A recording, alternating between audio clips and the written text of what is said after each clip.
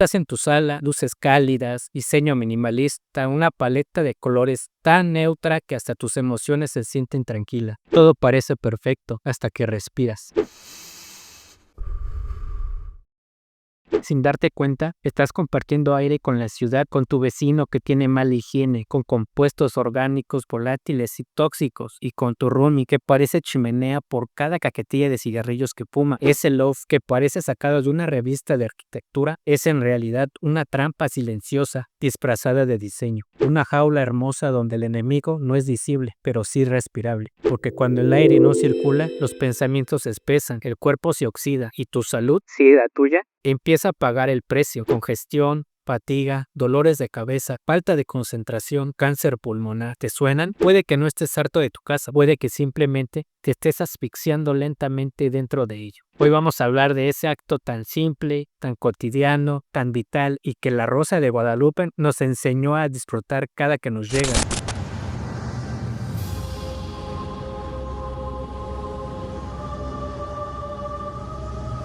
Por eso, desde este lado de la cámara, te habla el arquitecto Leonardo Hernández.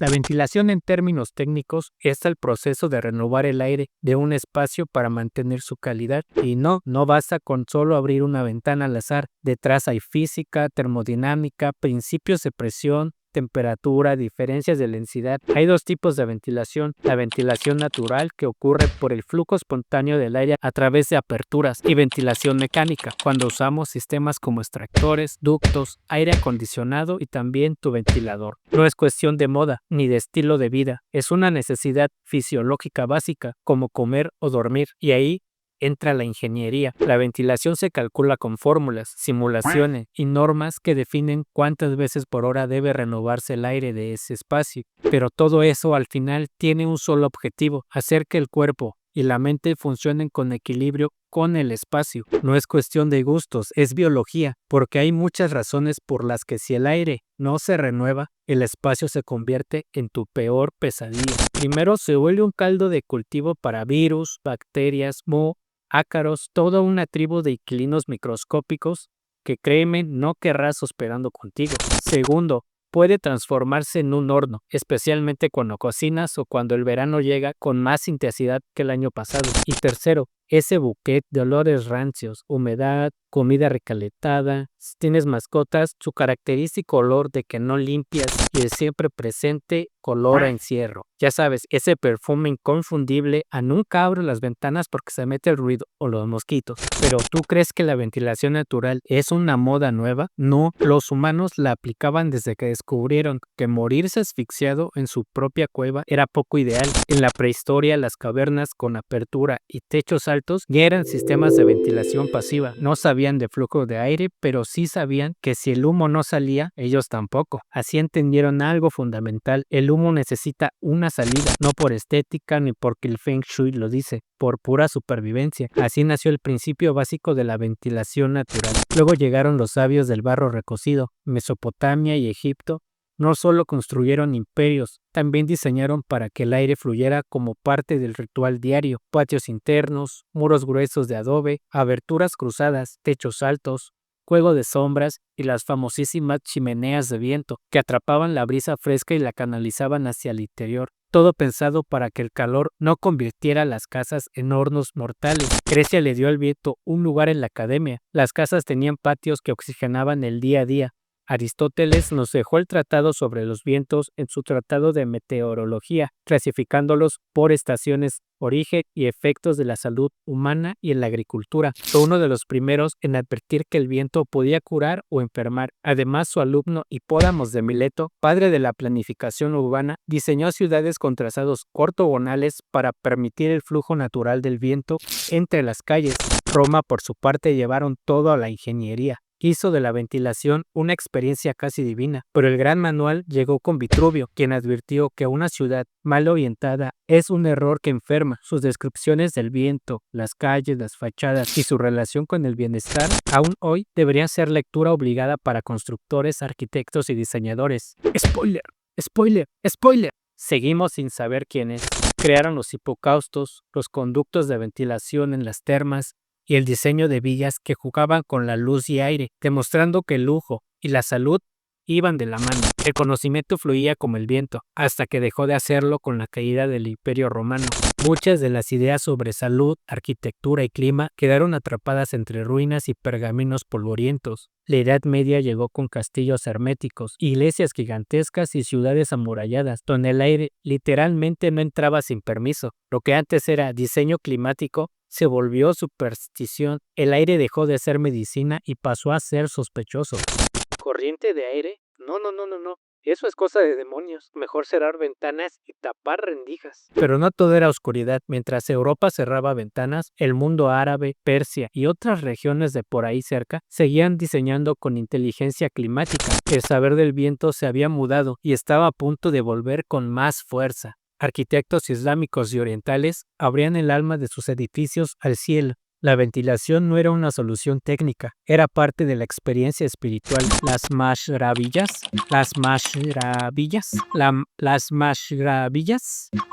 esa palabra, permitían mirar sin ser visto, ventilar sin perder frescura y jugar con el viento como un aliado íntimo. El Badgir iraní no era solo funcional, era una escultura que respiraba por ti.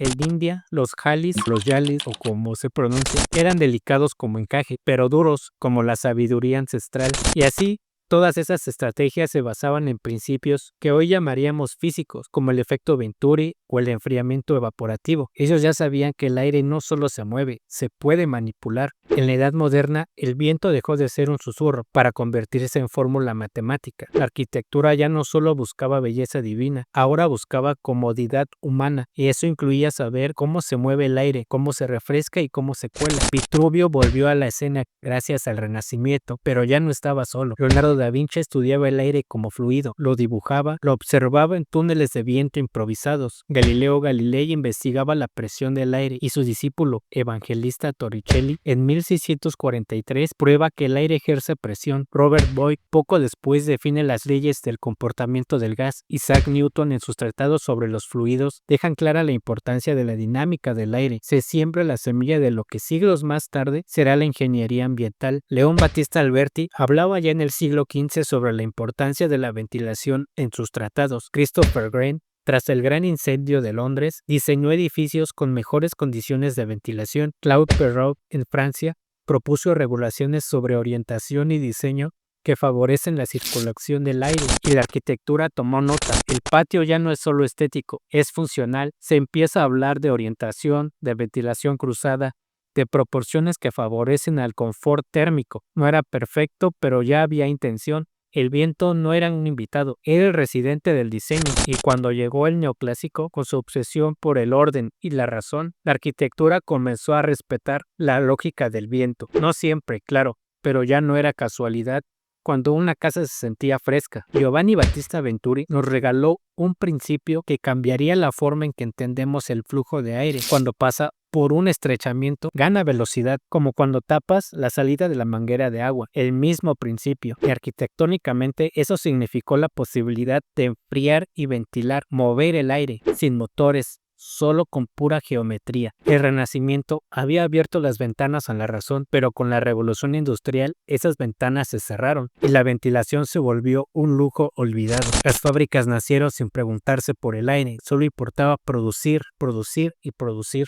El ser humano pasó a segundo plano. Miles de obreros respiraban polvo, carbón y hollín. El aire dejó de ser aliado y se convirtió en una amenaza. Las ciudades se expandieron sin orden ni conciencia. Chimeneas, calles estrechas, barrios grises y dentro de las casas humedad, moho, calor y hacinamiento. Ni patios ni corrientes cruzadas. Y la arquitectura se hizo masiva, urgente y sin alma. Luego vino la Primera Guerra Mundial y después la Segunda. En los refugios antiaéreos el aire era denso, escaso, muy desesperado. La arquitectura dejó de lado el confort. Había que sobrevivir. Nadie pensó en la ventilación y eso se notaba. pero por tanto horror, en 1919 en Alemania, la Bauhaus plantó su bandera, claridad, salud y función, y surge una pregunta nueva: ¿cómo diseñamos mejor para vivir mejor? Hicieron su manifiesto: la arquitectura debía ser racional, honesta y habitable, y eso significaba, entre muchas cosas, que el aire debía circular libremente. La forma sigue la función, decían, pero también sin salud no hay función que valga. En los manifiestos de la Bauhaus, los vientos volvieron a aparecer. El aire volvió al plano del diseño, pero esta vez como derecho, no como un lujo. Desde Gropius y Meyer hasta Le Corbusier, pasando por diseñadores como Lily Reich o Marcel Breuer, la ventilación volvió a pensarse como parte del confort y de la importancia de ventilar los espacios de forma natural y pasiva. Después de la posguerra, el mundo quiso sanar, reconstruir, respirar profundo. La modernidad se llenó de volúmenes blancos, cristales amplios y patios geométricos, y por un momento el aire volvió a ser parte del diseño. Pero a medida que el siglo XX avanzaba, empezamos a sellarlo todo: torres herméticas, ciudades con islas de calor y oficinas donde el aire circulaba más por tubos que por ventanas. El aire acondicionado se impuso, primero como un lujo, luego como necesidad, y las consecuencias llegaron rápido: síndrome de edificio enfermo, gasto energético brutal y la desconexión del entorno. En los 70s y 80s, la arquitectura bioclimática resurgía como un acto de rebeldía lúcida. Arquitectos y científicos estudiaron de nuevo el efecto Venturi, la ventilación cruzada y la inercia térmica. Los arquitectos comenzaron a hablar del viento, orientación, materiales que respiran, y todo buscando lo mismo: hacer que los edificios respiren con nosotros dentro. El desafío es claro: ¿cómo construimos un futuro sin sofocar el presente? Las primeras décadas del nuevo milenio vieron el regreso de lo natural, pero potenciado con herramientas digitales, ciencia ambiental y simulaciones termodinámicas. Ya no solo se decía, pongamos una ventana. Primero se tiene que hacer la pared obligatoriamente, y luego ya se rompe el espacio para hacer la ventana. Esa es la manera práctica, esa es la manera correcta, esa es la mejor manera de hacerlo. Es que así tiene que ser, por favor entiéndanlo. Se calculaba cómo, dónde y por qué. El brutalismo había jugado con patios, dobles alturas y con la masa térmica. El minimalismo, por otro lado, limpió el camino: menos cosas, más aire y más luz. Hoy, los proyectos más innovadores no hablan de lujo, hablan de eficiencia, bienestar y cómo dejar que el aire haga su trabajo. La ventilación dejó de ser extra para ser esencial en cualquier diseño habitable. Proyectos con certificación LED, Passive House o WELL hablan del confort desde la salud, la energía y la conexión con el entorno. Ya en pleno siglo XXI, comprendimos que saber de aire era saber de vida. Entre pandemias, crisis climáticas y ciudades hiperdensas, la arquitectura ya no podía ignorar la respiración de sus espacios, y la tecnología se volvió aliada. Simulaciones computacionales, inteligencia artificial, monitoreo constante de CO2, humedad y calidad de aire, modelos CFD, termografías, simulaciones en tiempo real. El viento se volvió visible en pantalla, predecible en código y diseñable en BIM. Ya no se trata de abrir una ventana, se trata de saber cuál, cuándo y cuánta diferencia hará cuando la abres. Pero entre renders y realidad virtual empezamos a extrañar algo muy básico: la conexión con el aire que sentimos con la piel. Y ahí entra la neuroarquitectura, que nos recuerda que el confort térmico, la ventilación cruzada y el aire limpio no son lujos, son estímulos neuronales que nos hacen más creativos, sanos y felices. Estudios demostraron que la ventilación afecta el ritmo cardíaco, el pensamiento creativo y la memoria. Un aula mal ventilada reduce el aprendizaje, una oficina sin flujo de aire, la productividad, un hogar sin oxígeno, la armonía. Y así el futuro no será el del concreto más alto ni el del edificio con más vidrio, será el del espacio más vivible. El aire nunca pidió ser protagonista, solo pidió ser escuchado. Acompañó civilizaciones enteras sin que le agradeciéramos. Nos enfrió, nos calmó y nos sostuvo, y sin embargo lo domesticamos como si fuera un sirviente. Interruptores, ductos, filtros, ruidos mecánicos que olvidaron la poesía del viento. Hoy sabemos medir el viento con sensores, pero ¿sabemos sentirlo? Quizá el reto no está en crear nuevas tecnologías, sino en recordar algo muy viejo: el aire entra mejor cuando lo dejamos pasar. Al final, todo lo que somos se mezcla con el aire. Respiramos 20,000 veces al día. Cada una de esas respiraciones ocurre dentro de un espacio diseñado o descuidado por alguien. ¿De verdad seguimos diseñando como si eso no importara? La ventilación natural, La mecánica, la pasiva, la activa, no son solo categorías técnicas, son elecciones éticas, porque en cada plano, en cada render, en cada maqueta, decidimos cómo vivirá otro ser humano y cómo respirará. La ventilación mecánica resuelve, sí, pero no sustituye la sensación del aire fresco entrando por la ventana, tocando tu piel, ni el murmullo del viento entre las hojas que bailan en una terraza. Quizá no podamos ver el aire, pero sentimos su ausencia, y en ese vacío, la arquitectura tiene un llamado, recordarnos que el primer derecho humano es poder respirar sin ruido, sin calor, sin encierro, con dignidad, porque si el viento ha cruzado siglos, si ha moldeado imperios, si ha susurrado a sabios y arquitectos, es porque tiene algo que decirnos. Hoy más que nunca, cuando el mundo nos encierra en vidrio y concreto, la verdadera revolución es simple, y no se trata solo de abrir una ventana, se trata de abrirle paso a lo esencial, al viento, que te conecta con el mundo, contigo mismo y con lo que tú eres. Quizás sea momento de dejar de cerrar la puerta a lo invisible. Dale like, comparte, suscríbete y déjame un suspiro en los comentarios. Cuéntame, ¿tú ya abriste tu ventana? Hasta el próximo video, y recuerda que si escuchas bien, el viento te revela hasta los secretos del silencio. Cambio y fuera.